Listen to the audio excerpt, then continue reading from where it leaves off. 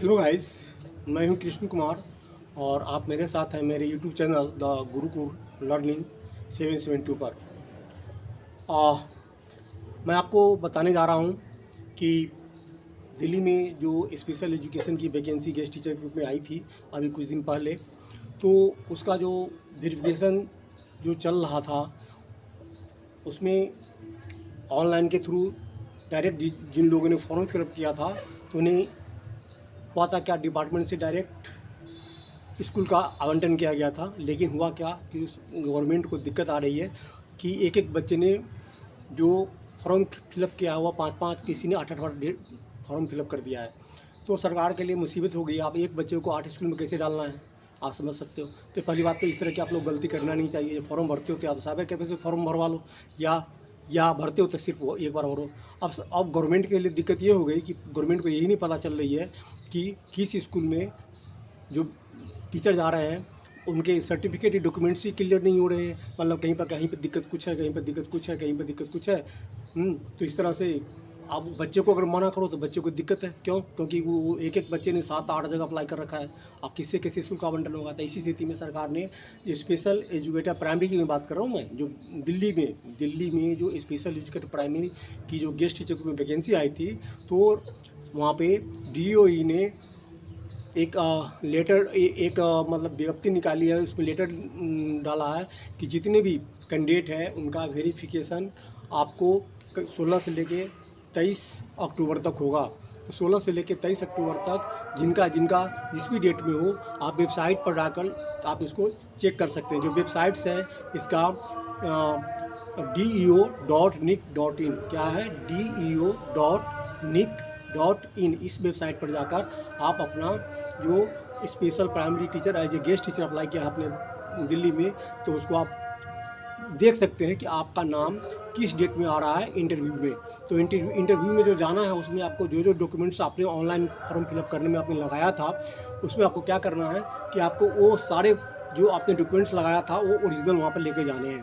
साथ साथ आप जितने भी फ़ोटो स्टेट है उसका वो भी लेकर जाने हैं। कम से कम 2 सेट तो रख लो।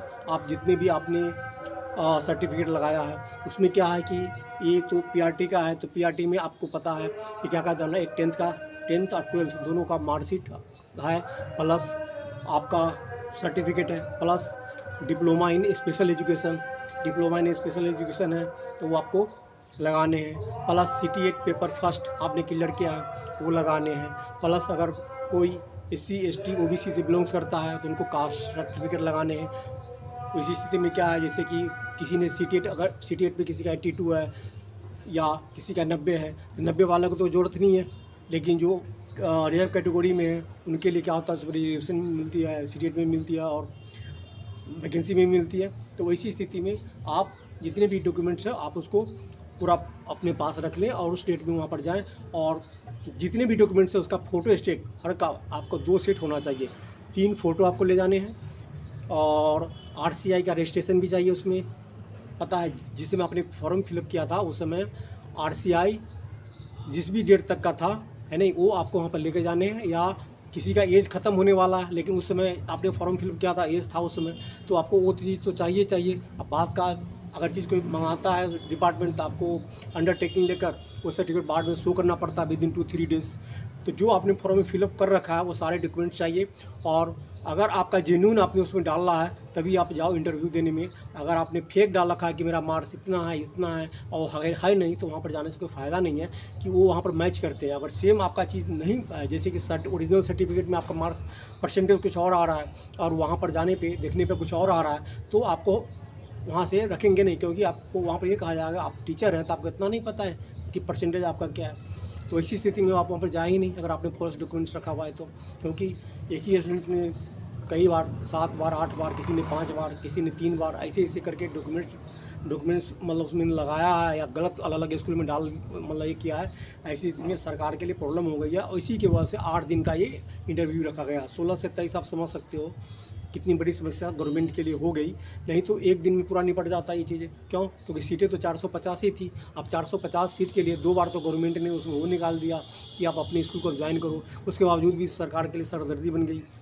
तो आप ऐसी स्थिति में आप कभी भी आप फॉर्म आपको फिलअप करने में दिक्कत होती है तो आप साइबर कैफ़े से फॉर्म फिल करा लो। और एक आदमी जो 8 बार 7 बार जब फॉर्म फिल जब करते हो तो वहाँ पर प्रॉब्लम आती है। और आपको सरकार अगर आप छाँट भी देती है तो आप उसमें कुछ कह नहीं सकते हो कि कौन आपका फॉर्म सही है, आपको खुद नहीं पता है तो सरकार को क्या पता होगा। तो मुझे यही जानकारी आपको देनी थी। जो लेटेस्ट जानकारी टीचिंग से संबंधित होता है मैं देता रहता हूँ। तो जो जितने भी स्पेशल एजुकेशन में पीआरटी की जो टीचर के लिए वैकेंसी था एज ए गेस्ट टीचर, तो उन लोगों को मेरा लेटेस्ट जो अपडेट कराने का ये था कि आप 16 से लेकर 23 तारीख तक अपना जो वहाँ पर इंटरव्यू है उसमें आप शामिल हो जाएं।